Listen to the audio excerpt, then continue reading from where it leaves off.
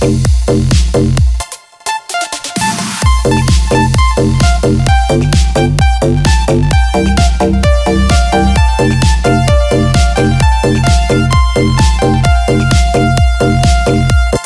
cầu đi quán, đi bán lợn con, đi mua cái xong đem về đun nấu, mua quả dưa hấu về biếu ông bà,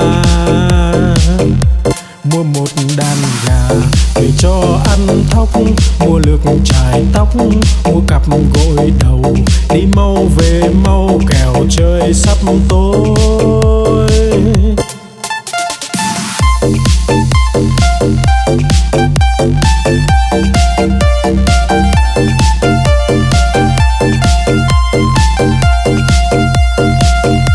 Đi cầu đi quán, đi bán lợn con, đi mua cái xong đem về đun nấu, mua quả dưa hấu về biếu ông bà, mua một đàn gà về cho ăn thóc, mua lược chải tóc, mua cặp gội đầu, đi mau về mau kẻo trời sắp tối.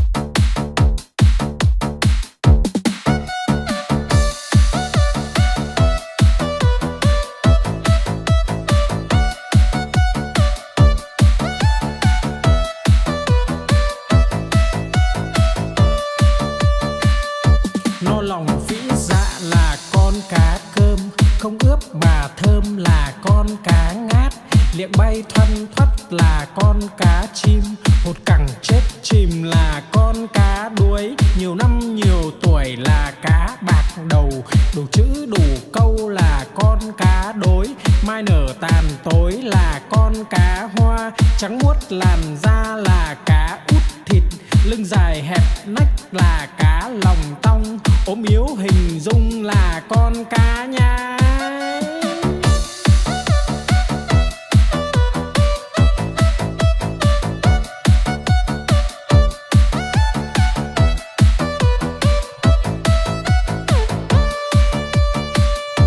No lòng phĩ dạ là con cá cơm, không ướp mà thơm là con cá ngát, liệng bay thoăn thoắt là con cá chim, hột cẳng chết chìm là con cá đuối, nhiều năm nhiều tuổi là cá bạc đầu, đủ chữ đủ câu là con cá đối, mai nở tàn tối là con cá hoa, trắng muốt làn da là cá út thịt, lưng dài hẹp nách là cá lòng tong, ốm yếu hình dung là con cá nhái.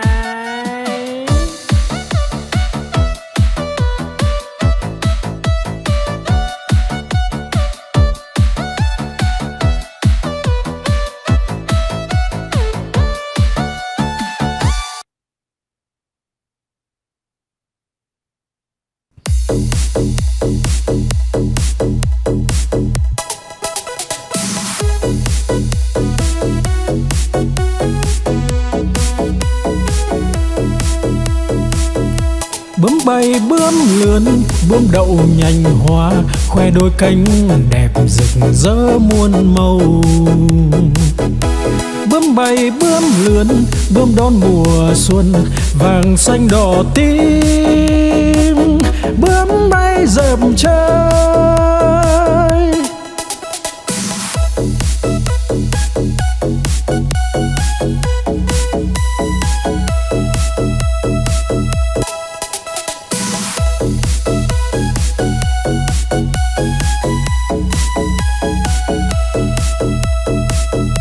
Bướm bay bướm lượn, bướm đậu nhành hoa, khoe đôi cánh đẹp rực rỡ muôn màu.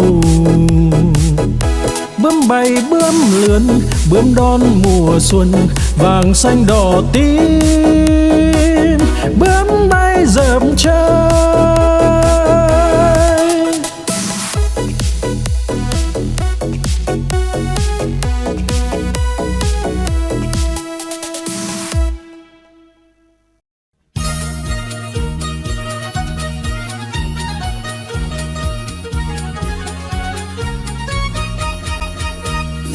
đi chăn bò cầm cây roi thật to, bò không đi lấy cây roi ra chọc đít bò, bò đứng dậy đi ngay.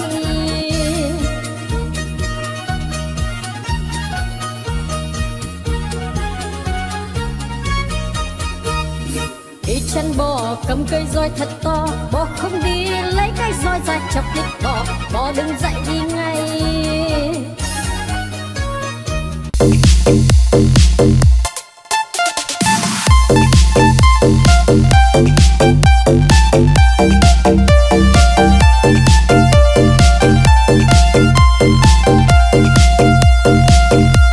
Đi cầu đi quán đi bán lợn con, đi mua cái xong đem về đun nấu, mua quả dưa hấu về biếu ông bà, mua một đàn gà để cho ăn thóc, mua lược chải tóc, mua cặp gội đầu, đi mau về mau kẻo trời sắp tối.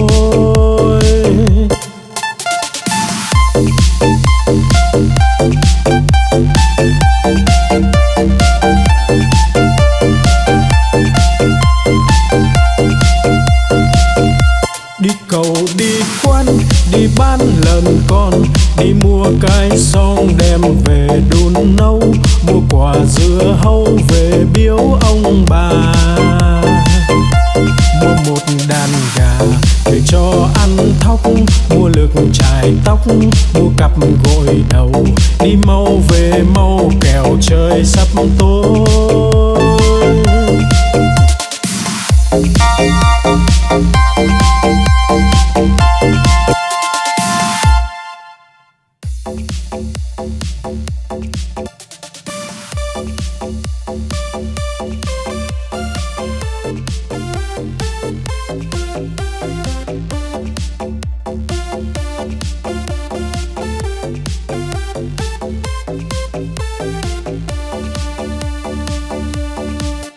Con cua mà có hai càng, đầu tai không có bò ngang cả đời.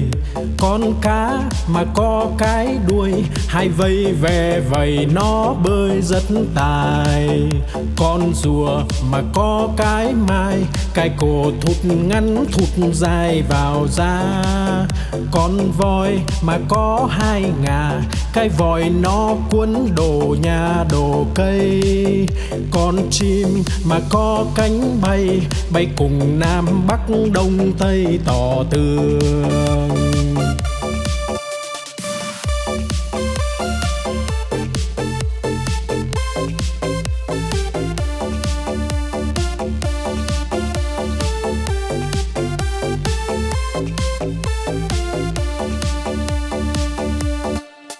Con cua mà có hai càng, đầu tai không có bò ngang cả đời.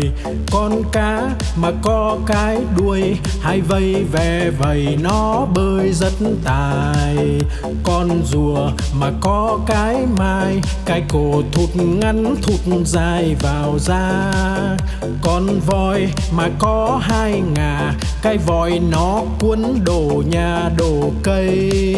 Con chim mà có cánh bay, bay cùng Nam Bắc Đông Tây tỏ tường.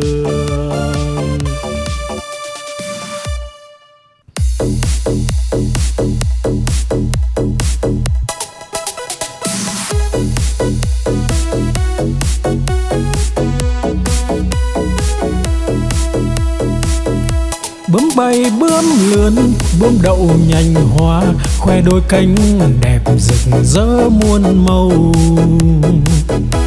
Bướm bay bướm lượn, bướm đón mùa xuân, vàng xanh đỏ tím. Bướm bay dợp trời,